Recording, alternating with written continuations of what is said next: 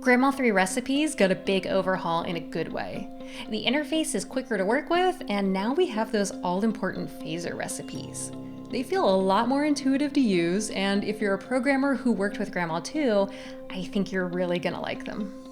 In these video lessons, let me take you through the stuff you need to know about recipes, whether you've used them in the past or if you're brand new to them.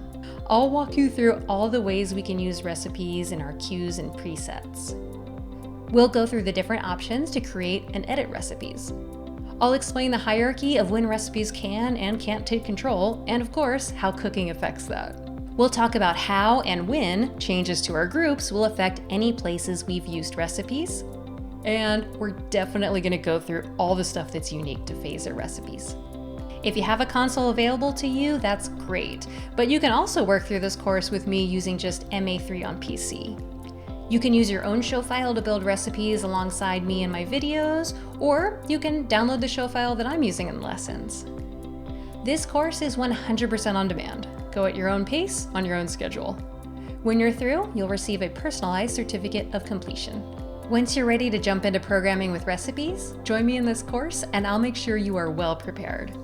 Happy programming!